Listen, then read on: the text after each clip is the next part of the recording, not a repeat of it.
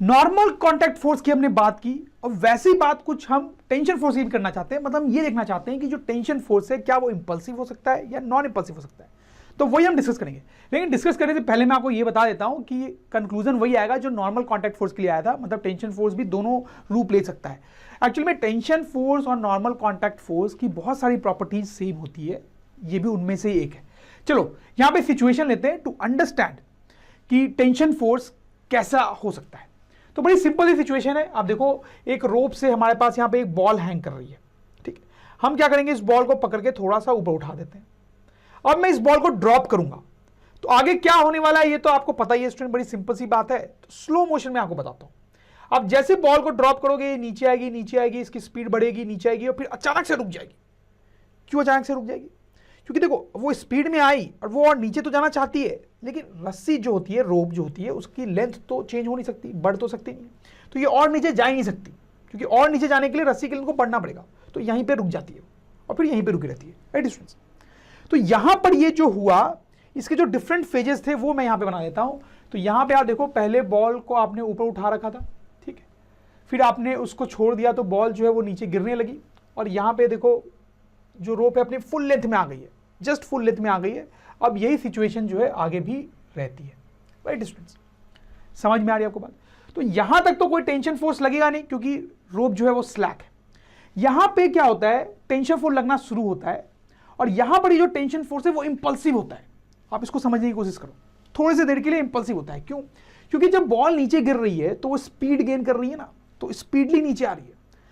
इस पोजीशन पे आते ही सडनली उसकी वेलोसिटी जीरो हो जाती है, इजंट इट? सोच के देखो, सडनली वेलोसिटी क्यों जीरो हो जाएगी? क्योंकि अगर ये नीचे जाती रहेगी तो रोप को तो लंबा होना पड़ेगा। रोप लंबा हो ही नहीं सकता, वो तो कंस्टेंट होता है, उसकी लेंथ तो बढ़ ही नहीं सकती। तो पहले तो वो वेलोसिटी के साथ आ रहा था, फिर अचानक रुक गया, तो सडन चेंज इन मोमेंटम हुआ ना उसमें। तो सडन चेंज इन मोमेंटम हुआ है, इसका मतलब उस पर इंपल्सिव फोर्स लगा है।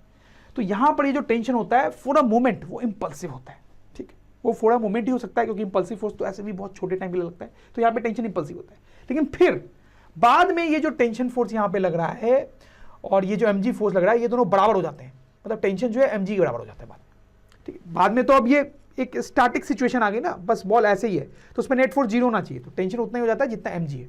तो उसकी कुछ फिक्स्ड वैल्यू हो जाती है जो mg की होगी, राइट। तो बाद में ये इंपल्सिव नहीं रहता है। देखो, अगर हम इसका ग्राफ बनाएंगे स्टूडेंट्स, तो इस तरह से आप समझ ही गए इसका ग्राफ बनेगा। तो पहले जो है टेंशन फोर्स जीरो रहता है जब बॉल नीचे गिर रही है, फिर अचानक से जैसे ये सीन आती है टेंशन फोर्स इंपल्सिव हो जाता है, और फिर वो कांस्टेंट हो जाता है mg पे। आई होप यू अंडरस्टैंड दिस। तो यहां पर ये इंपल्सिव है और यहां पे नॉन इंपल्सिव। तो जैसा मैंने आपको बोला था, नॉर्मल कॉन्टैक्ट फोर्स की तरह टेंशन भी इंपल्सिव भी हो सकता है, नॉन इंपल्सिव भी हो सकता है। हमने देखा एक ही सिचुएशन में वो कब इंपल्सिव है और बाद में नॉन इंपल्सिव है। यहां पे एक और चीज हम देख सकते हैं, टेंशन फोर्स कब इंपल्सिव होता है, ये भी समझने वाली बात है। देखो, मैं पहले आपको लिख देता हूं। Tension force becomes impulsive when there is an attempt to increase the length of रोप।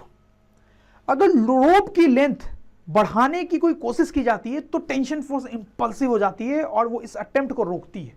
जैसे देखो, तो यहां पे यही हुआ था, ये जो बॉल है वो स्पीड में नीचे आ रही थी, तो अगर ये नीचे जाती रहती तो रोप की लेंथ बढ़ जाती।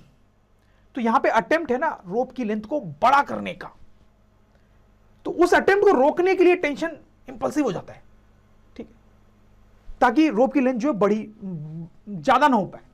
तो टेंशन फोर्स तभी इंपल्सिव बनता है जब उसकी लेंथ को बढ़ाने की कोशिश की जाती है। जैसे एक और एग्जांपल मैं आपको दूंगा तो आपको और क्लियर हो जाएगा। जैसे आप यहां पे सिचुएशन देखो, 3 आइडेंटिकल बॉल्स आप सपोज करो इस तरह से हैंग कर रही हैं रोप से, ठीक है। यहां पे हम क्या कर रहे हैं, ये जो बॉल है इसको सपोज करो मैंने ऊपर किक मार दिया, ठीक है। तो क्या होगा, यहां पे टेंशन क्या होगा, यहां पे तो टेंशन जीरो हो जाएगा, राइट स्टूडेंट्स, क्योंकि रोप को स्लैक ही कर दिया आपने। अच्छा, यहां पे आप देखो रोप की लेंथ को बढ़ाने का कोई अटेम्प्ट भी नहीं था, यहां पे तो छोटा करने का अटेम्प्ट था, तो यहां पे तो इंपल्सिव होने का चांस था भी नहीं टेंशन का, इनफैक्ट टेंशन जीरो हो गया, ठीक है। अच्छा, यहां पर देखो, यहां पे हम क्या करते हैं, बॉल पे नीचे किक मारते हैं, नीचे ऐसे, ठीक है। तो यहां पे there is an attempt to increase the length of the rope, क्योंकि हम इसको नीचे किक मार रहे हैं ताकि ये बॉल नीचे जाए तो रोप की लेंथ बढ़े, ठीक है। तो there is an attempt to increase the length of the rope. तो यहां पर जो टेंशन फोर्स है यहां पर वो इंपल्सिव है, रोप की लेंथ बढ़ेगी नहीं, ये टेंशन फोर्स लगेगा वो इंपल्सिव होगा। समझ लो बात। अच्छा, यहां पर देखो क्या कर रहे हैं हम, यहां पर हम इस तरह से किक मारते हैं, तो क्या होगा, इस तरह ये आगे की तरफ जाएगा। यहां पर जो टेंशन होता है वो इंपल्सिव नहीं होता है, ये नॉर्मल है, उसकी कुछ फिक्स सी वैल्यू होगी, नॉर्मल सी वैल्यू होगी और वो लगता रहेगा, ठीक है। क्योंकि देखो यहां पे आपने इधर की तरफ फोर्स लगाया ना, तो आप रोप की लेंथ को बढ़ाने की कोशिश नहीं कर रहे हो, आप बस बॉल को इधर ले जाने की कोशिश कर रहे हो। There is no attempt to increase the length of the rope. I hope you understand this students. तो tension can be impulsive as well as non impulsive. तो अभी तक हमने देखा कि नॉर्मल के बारे में, टेंशन के बारे में हमने देखा, ये इंपल्सिव भी हो सकता है, नॉन इंपल्सिव भी हो सकता है, ये भी इंपल्सिव भी, नॉन इंपल्सिव भी।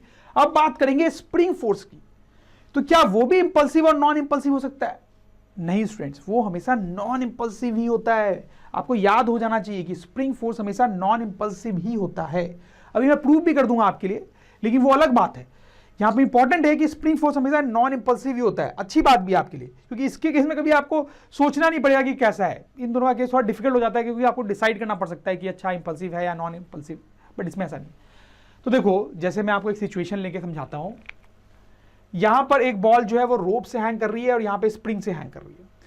यहां पे अगर आप बॉल को नीचे किक मारोगे तो आप अटेम्प्ट कर रहे हो रस्सी की लेंथ को बढ़ाने का, तो यहां पे टेंशन फोर्स इंपल्सिव होता है, राइट। हमने थोड़ी देर पहले ही देखा है। और यहां पे बॉल नीचे भी नहीं जाएगी, राइट, क्योंकि रस्सी की लेंथ तो बढ़ नहीं सकती। यहां पर अगर आप इसको नीचे किक मारोगे तो ये नीचे जा सकता है, स्प्रिंग की लेंथ तो बढ़ सकती है। यहां पे जो स्प्रिंग फोर्स लग रहा है वो नॉन इंपल्सिव होता है। स्प्रिंग फोर्स हमेशा ही नॉन इंपल्सिव होता है। अब देखो, ये प्रूव करना कि स्प्रिंग फोर्स हमेशा नॉन इंपल्सिव होता है थोड़ा ट्रिकी होता है, ठीक है। तो मैं आपको समझा रहा हूं, कोई डाउट होता आप ज्यादा टेंशन मत लेना, और कई बार आप रिवाइंड करके भी सुन सकते हो। देखो, इंपल्सिव फोर्स की एक प्रॉपर्टी होती है कि इट कैन चेंज सडनली। हमने देखा भी है कि उसकी वैल्यू सडनली चेंज हो सकती है, लेकिन मैं यहां पे प्रूव कर दूंगा कि स्प्रिंग फोर्स की वैल्यू तो सडनली चेंज हो ही नहीं सकती। देखो कैसे, तो स्प्रिंग फोर्स जो होता है उसकी वैल्यू उसके लेंथ पे डिपेंड करती है, तो आपको पता है। तो स्प्रिंग फोर्स का फॉर्मूला ही क्या होता है, K × X।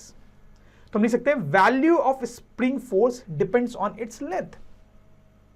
सही बात है, कोई डाउट नहीं यहां पे। अब देखो, दूसरा पॉइंट यहां पे ये है कि length of spring can not change immediately. देखो, स्प्रिंग की लेंथ सडनली चेंज नहीं हो सकती। स्प्रिंग की लेंथ को चेंज होने के लिए इस बॉल को नीचे आना पड़ेगा। बॉल को नीचे आने में कुछ टाइम लगेगा। बॉल ने डिस्प्लेसमेंट किया तो उस डिस्प्लेसमेंट को करने में तो कुछ टाइम लगेगा। तो कुछ टाइम लगेगा मतलब स्प्रिंग की लेंथ को चेंज होने में टाइम लगा, राइट। देखो, अगर स्प्रिंग की लेंथ सडनली चेंज होती तो क्या होता, सोच के देखो।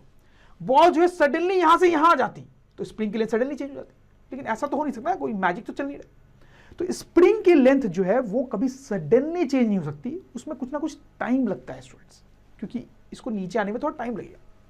तो स्प्रिंग की लेंथ सडनली चेंज नहीं हो सकती, इसका मतलब स्प्रिंग फोर्स भी सडनली चेंज नहीं हो सकता, right. So therefore spring force can not change suddenly. लेकिन इंपल्सिव फोर्स की तो प्रॉपर्टी होती है कि वो सडनली चेंज हो सकता है, लेकिन स्प्रिंग फोर्स तो सडनली चेंज हो ही नहीं सकता। तो इसका मतलब है कि स्प्रिंग फोर्स इंपल्सिव नहीं है, दस spring force is not impulsive, right students. ऐसे ये जो मैंने एक्सप्लेनेशन आपको दिया, ये कभी आपको डिफिकल्ट भी लग सकता है, लेकिन खास बात ये है कि ये कभी भी आपसे कहीं पूछा नहीं जाएगा, ये उतना काम का भी नहीं होता है। काम की ये बात ज्यादा होती है कि स्प्रिंग फोर्स हमेशा ही नॉन इंपल्सिव होता है, राइट स्टूडेंट्स। और अगर आप इसको बार बार सुनेंगे तो आपको और अच्छे से समझ में भी आएगा। चलो स्टूडेंट, अब साथ ही साथ एक फोर्स की और बात यहां पे कर लेते हैं, ग्रेविटेशनल फोर्स। ये भी हमेशा नॉन इंपल्सिव ही होता है, ऑलवेज नॉन इंपल्सिव। जैसे स्प्रिंग फोर्स हमेशा नॉन इंपल्सिव है, वैसे ये समझना तो बहुत आसान भी है। जैसे आप सपोज करो कि यहां पर ये एक ऑब्जेक्ट है मेरे पास जिसका मास है 5 kg।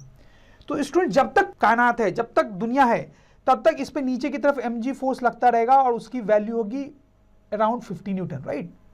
तो ये 50 न्यूटन फोर्स पे हमेशा ही लगता रहेगा, आज कल परसों हमेशा कंटिन्यूअसली। तो ऐसी प्रॉपर्टी तो कौन से फोर्स की होती है, नॉन इंपल्सिव। तो gravitational force is always non impulsive without any exception. तो स्टूडेंट्स, अगर ड्रोन स्टडी के ये वीडियोस आपको अच्छे लग रहे हैं तो आप प्लीज इनको लाइक करें, सब्सक्राइब करें, कमेंट्स लिखें स्टूडेंट्स, अपने थॉट्स बताएं, हमारे साथ शेयर करें कि आप और क्या चाहते हैं। और इतना ही नहीं स्टूडेंट, सबसे इंपॉर्टेंट नीचे शेयर बटन पे क्लिक करें और अपने दोस्तों के साथ इन वीडियोस को व्हाट्सएप और फेसबुक पे शेयर करें स्टूडेंट्स, ताकि वो भी इन वीडियोस का फायदा उठा सकें स्टूडेंट्स, राइट।